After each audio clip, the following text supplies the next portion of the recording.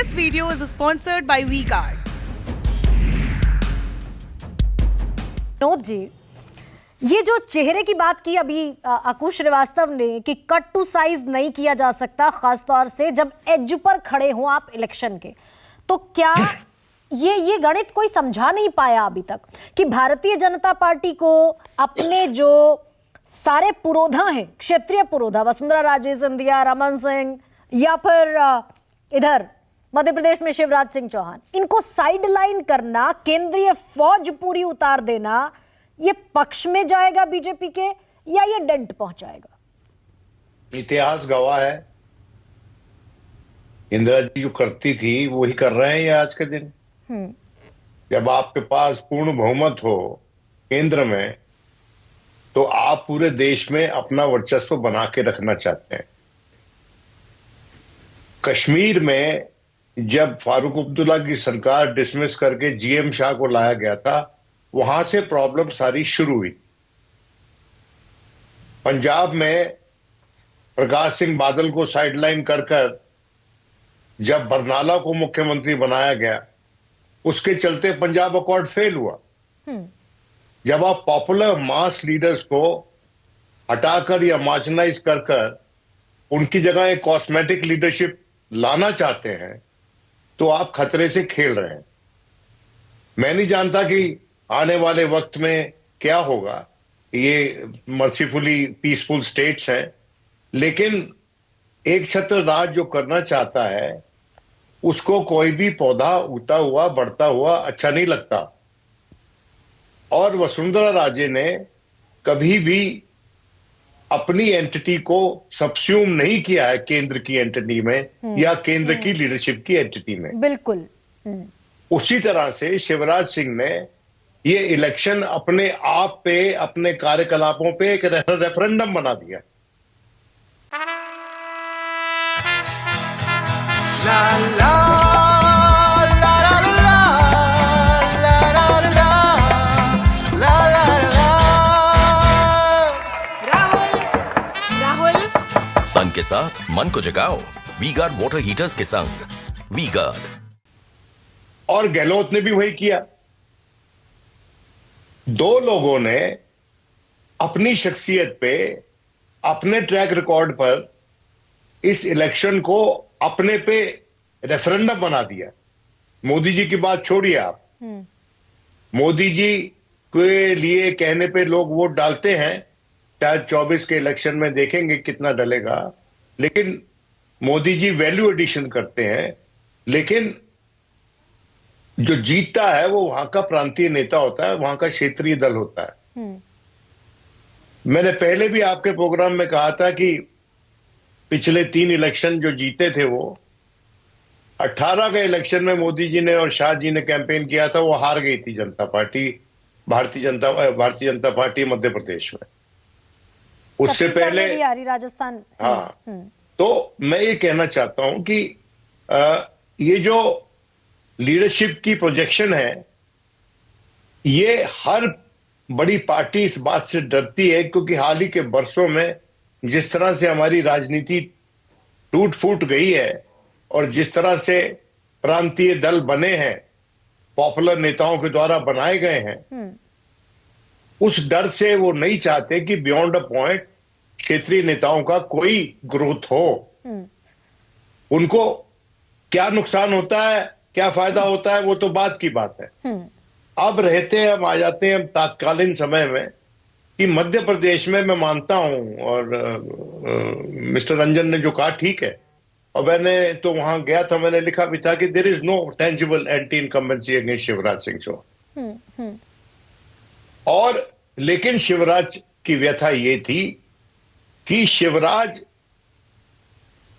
अपने ही party workers द्वारा acceptable नहीं था, क्योंकि उनके कार्यकाल में, और आमतौर पर यह बात नहीं की जाती है, मध्य प्रदेश में भ्रष्टाचार बहुत हुआ।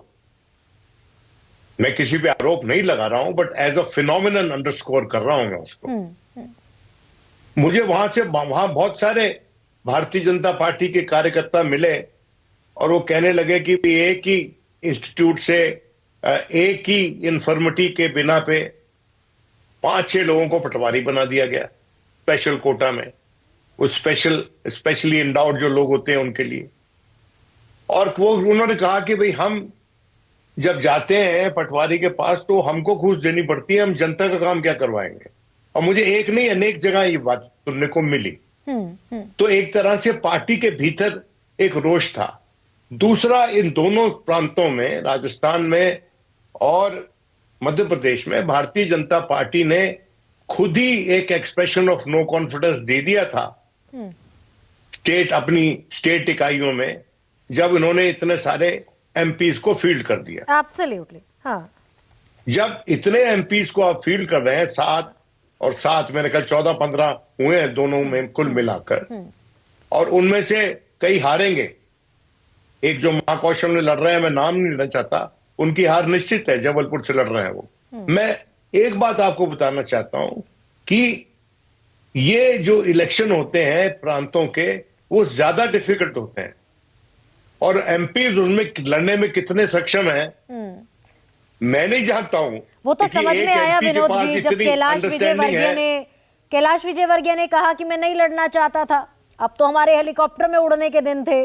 प्रहलाद सिंह पटेल यही बोले कि भाई इतने लंबे समय बाद अब विधायकी का चुनाव कैसे लड़ा जाएगा। तो ये एक कॉन्फ्लिक्ट रहा। लेकिन एक बात मुझे बताइए, आपने कहा कि नो कॉन्फिडेंस शो कर दिया अपने ही लीडर्स में, अपने ही नेताओं में। अब ऐसे में बड़ा हाइपोथेटिकल सवाल आपसे पूछ रही हूं कि अगर बीजेपी सपोज मेजॉरिटी गेन करती है राजस्थान, मध्य प्रदेश और छत्तीसगढ़ को भी हाइपोथेटिकली शामिल कर लेते हैं, तो क्या वसुंधरा राजे, रमन सिंह और शिवराज सिंह चौहान के सब्स्टिट्यूट तैयार हैं, या फिर रिलाई करना पड़ेगा इन्हीं 3 चेहरों पर? देखिए, बात यह है कि सब्स्टिट्यूट जो जितना सर्वाइल और प्लायबल होगा वो सब्स्टिट्यूट होगा। हाँ।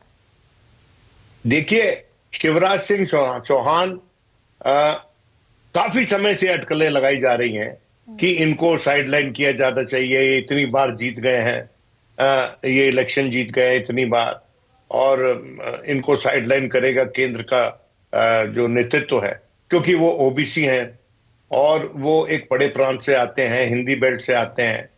तो एक जैसे कहते हैं ना पेयर कंपटीशन, ये पेयर्स ही ना, एक तो प्रधानमंत्री हो गए लेकिन एक्चुअली दे आर पेयर्स, बराबर के लोग हैं ना, बराबर के नेता है पार्टी के भीतर। तो ठीक कह रहे हैं। और इसलिए कौन बनेगा ये तो कहना मुश्किल है, लेकिन अगर छोटा बहुमत होगा तो वसुंधरा ही चला सकती है राजस्थान को, क्योंकि जो उसने मदद दी गहलोत को, तो पे बैक टाइम होगा गहलोत जी के लिए कि आप इनकी सरकार डिस्टर्ब नहीं करेंगे। बहुत बड़ी बात कह रहे हैं आप। और मध्य प्रदेश में भी शिवराज सिंह चौहान पर रिलाई करना पड़ेगा, छत्तीसगढ़ में रमन सिंह पर, if they win the majority. Raman Singh की तो बात नहीं मैं कहता, बिकॉज रमन सिंह तो डिकंस्ट्रक्ट हो चुके हैं एज अ लीडर, ठीक है, लेकिन शिवराज सिंह चौहान डिकंस्ट्रक्ट नहीं हुए हैं। शिवराज सिंह चौहान का जो लाडली बहना स्कीम है वो बड़ी रोबस्ट और डायरेक्ट बेनिफिट ट्रांसफर वाली है। मैं वहां पर कभी कई ट्राइबल एरियाज में गया, और माना जाता है कि ट्राइबल एरियाज स्ट्रॉन्ग पॉइंट है कांग्रेस का। मुझे बहुत सी महिलाएं मिली, वो कहती है कि हमको पहले 1000 मिलता था, 1250 मिलता है, अब 3000 मिल जाएगा अगर शिवराज जी आ गए तो, और हम अपनी बेटियों की फीस दे पा रहे हैं स्कूल्स वगैरह में। तो शिवराज का करिश्मा अभी भी खास तौर से महिलाओं में जिंदा है। This video is sponsored by WeGuard.